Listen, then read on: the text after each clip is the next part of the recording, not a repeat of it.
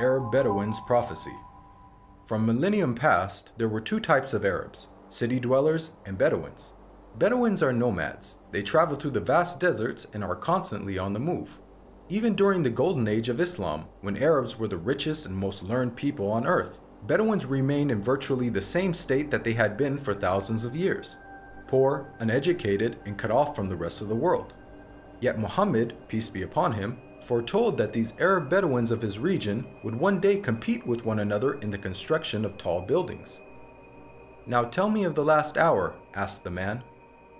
The Prophet replied, "That you see the barefoot, unclothed Bedouins competing in the construction of tall buildings."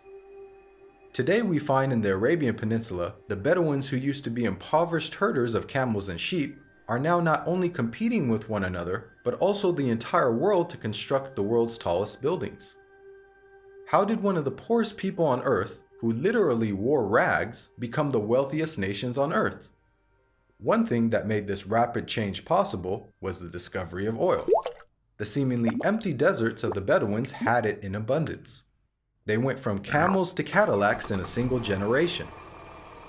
The construction of tall buildings among the Arab Bedouins has even reached Mecca, Muhammad's city of birth. The last few decades have seen a massive surge in building construction in Mecca.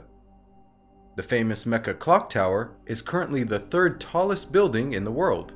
In order for such construction to be possible, many of Mecca's ancient mountains had to be demolished in order to make room for the tall buildings that had sprung up. Amazingly, this is also something that Muhammad had foretold. He said, "The hour will not be established until the mountains are moved from their places." This tremendous feat of demolishing entire mountains has only been made possible in the 20th century with the advent of technology such as explosives. It's important to point out that Muhammad himself was a simple man and wanted other Muslims to maintain that simplicity. He did not like Muslims to be extravagant. So, if he wanted to will this prophecy to become true, he would have to encourage the Arabs to build tall buildings, yet he never did. Spread of sexual immorality and disease.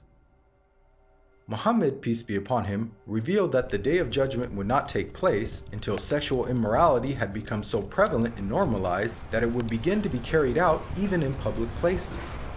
He said, "The hour will not be established until people fornicate with each other in the road, just as donkeys fornicate." Today we live in a world where we are being constantly bombarded with explicit sexual imagery, be it in TV, film, or advertising. And with the advent of the internet, pornography has now become readily available at any time and any place.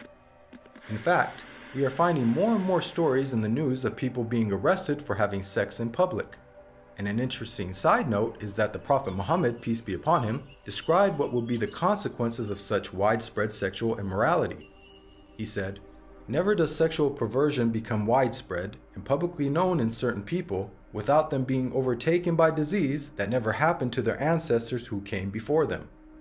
The increase of sexual immorality has seen the emergence of previously unheard of diseases such as AIDS, just as the Prophet Muhammad had forewarned. A world steeped in interest. Muhammad, peace be upon him, claimed that the practice of interest would one day become so dominant